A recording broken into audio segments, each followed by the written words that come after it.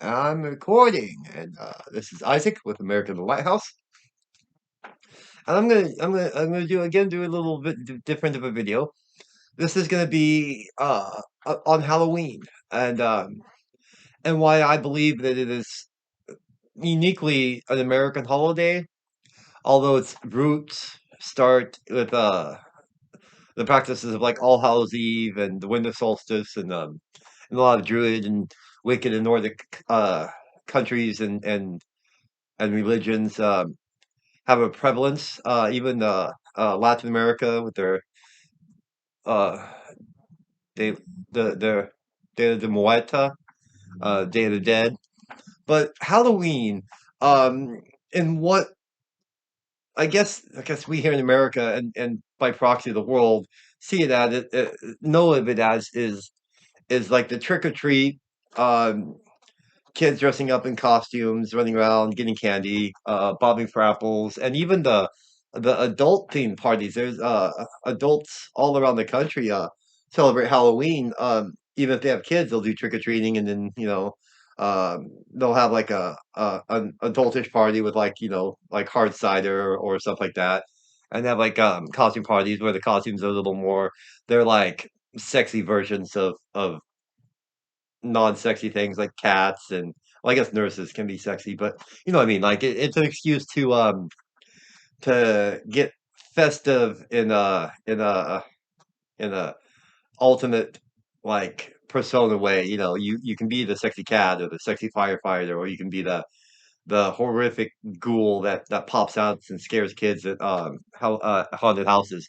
And that's the other thing. Haunted houses are again we get a lot of that the origins of that from the old world, but um, we've incorporated it here in America into a very solely, I think, American way. In fact, the term trick or treat, which is synonymous with Halloween, was originally published, I think, in a like a Sears catalog or something like that, back in like 1948 or 52 or something like that. It was way back then.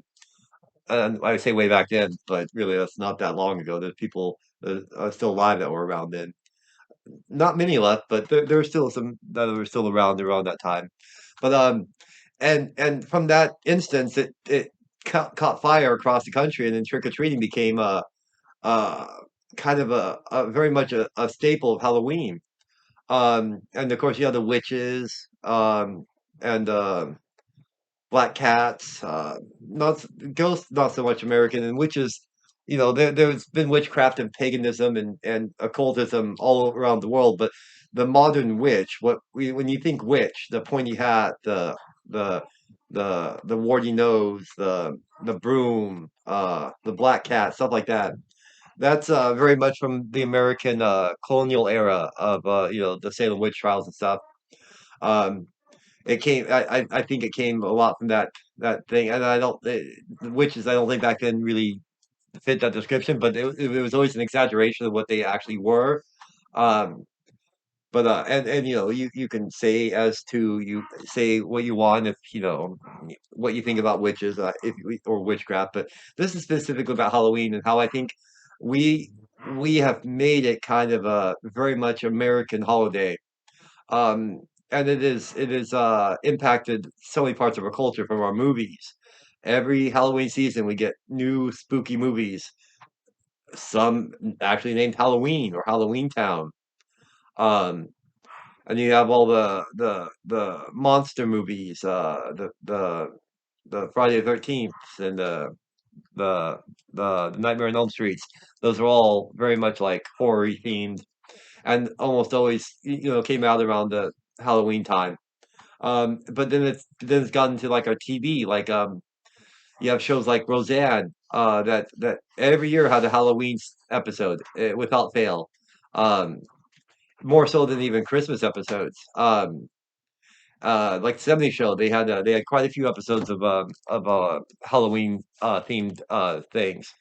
And so it's permeated and our music. There's so many like Halloweeny songs that exist solely because we Americans find amusement in that type of thing. I think we do. We think we find amusement in that macabre, that strange, because here in America, we tend to be a little more rational. And I say this as a Christian. I think being believing in God is very rational. I wouldn't say it's an irrational thought, but the idea of ghosts and goblins and specters and stuff like that is very, very, very like outlandish to us Americans. I think where we kind of put aside, we've kind of done away with a lot of the old like taboos, and like we don't believe in miasma anymore, which is basically like flu and stuff like that. Any type of virus or bacteria that can spread without us seeing it and affect lots of people. There are still some cultures that still believe in the miasma, that still believe if you do something to a certain place, the gods will be offended and you'll be cursed with the plague. Um, and so us here in America, we've gone past a lot of that the silly superstitions of the black cats, and well, except for the lucky number 13, and even here in America, we we have that the whole hotels don't have a 13th floor, which I think is kind of silly, but again, I think that goes into like kind of like how entrenched that Halloween that ooh creepy mindset is fixed into our psyche as Americans. Um, because as I said, every country has like a holiday to the fall or to the harvest or to the dead. And all those, generally like I don't know about the Mexicans De los de Muerta, but I think it happens in like October, November. I could be wrong. I'm not 100% sure. The only Mexican holiday about is Cinco de Mayo, simply because that's the this is like the 5th of May. Um, but yeah, no, I think Halloween culture is very ingrained into our society, and more so than any other country that actually has like a traditional root in that type of harvest festival or Day of the Dead or whatnot. But us Americans, we've kind of like taken Halloween, that concept of All Hallows Eve, and turned it into something that is very much an entrenched part of our culture. Is pumpkin spice and fall leaves and striped socks and um, trick or treating, pumpkins.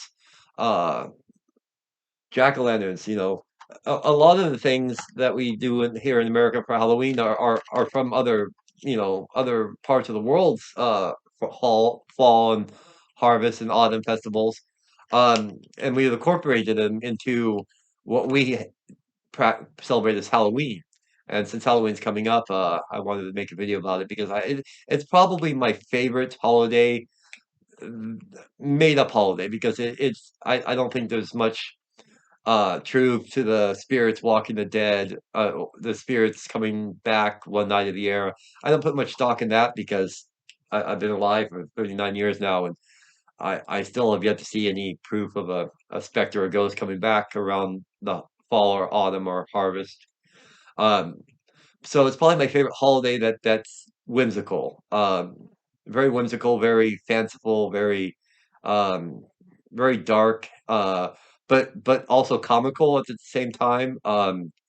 We make light of that type of darkness to help us deal with it, and I think nothing personifies that better than the American Halloween. Uh, Dressing kids up in silly, fanciful costumes, having to go around and door to door and get candy and treats and stuff. Just not raisins. You give raisins, that sucks. If you give raisins, you're a very, very sad, lonely individual who is in need of some Reese's Pieces peanut butter cups. I've been going for 9 minutes now. I took my glasses off because I was getting glare, and I didn't want that. Um, but yeah, no, I think Halloween is very much an American holiday, even though its roots can be traced to other parts of the world. I don't think any other part of the world has embraced it in the way that we have, and had it integrated into our pop culture, our music, our movies, our very kind of like ethos is been permeated by the Halloween that we know today. And so yeah, if you like Halloween, if it's your favorite fanciful holiday, comment. If you have another one, I don't know what else would count as that. I guess any of the equinoxes, you could open there, but again, they aren't celebrated or given as much attention as Halloween is, especially here in America. So that's it. Thanks for watching this video.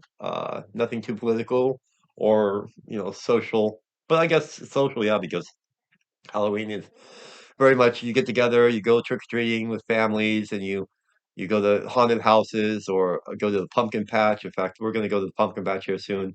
We have Barham's Farm, just not too far from Salem here, and they have a whole shebang. They have like a corn maze. They have a uh they have everything. They have hay rides. Yeah, it's awesome. Barham's Farm. If you live in the Oregon, Salem, Eugene area, Barham's Farm is probably one of the best places to go to get all your Halloween needs taken care of. Thank you, and have a good night. Bye.